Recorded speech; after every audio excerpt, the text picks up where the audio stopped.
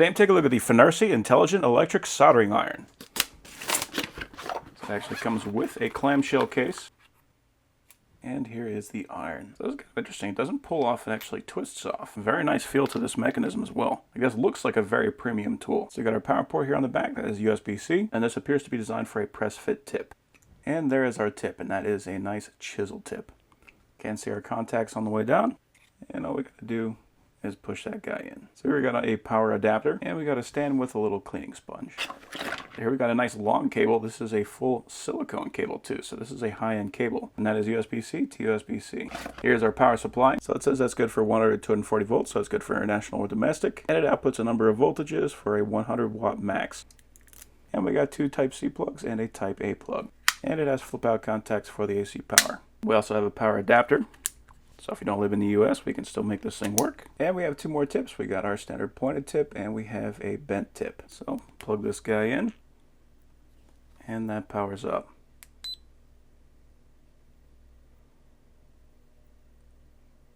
That's actually pretty darn cool. Okay, so right now it is going to 350 and it is actually heating up. That is at 350 right now. Let's go ahead and get this tip tinned. And that is taking up solder, no problem.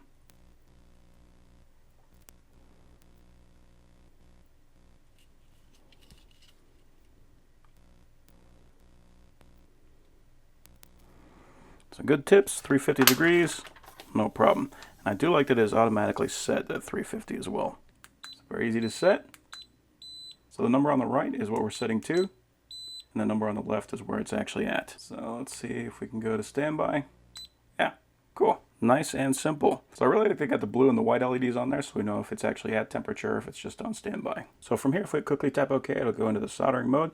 If we press and hold, that will go into the menu. So here we got sleep set. So you can adjust the time, standby time, and the sleep temperature.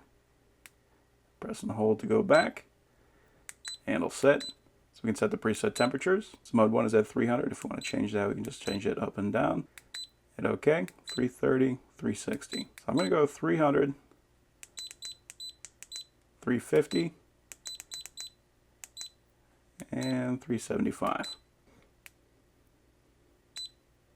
Voltage, you can do 9, 12, 15, or 20 volts. Power at 65%. That's neat. So if we want this to heat up even quicker, which isn't really going to be a problem for me, we can do that. Step, 5 degrees. Right now, if we hit the button, it's going to go up and down 5 degrees. And we could have that go up 8 degrees at a time if we want. I'm just going to stick with 10. Calibration, that is it for that. Language, hand mode red. Okay, cool. So this is something I want to change. So that way I can hold it like this.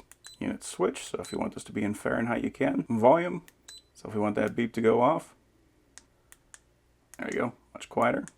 Brightness, so if you're working in a dark environment, we can do that. Firmware update, about, factory reset. So right now we are on channel 2. And we just changed that by hitting OK.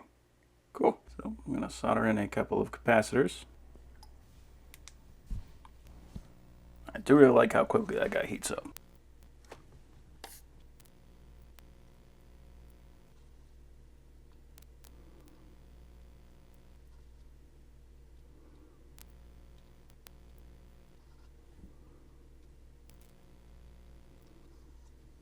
Cool.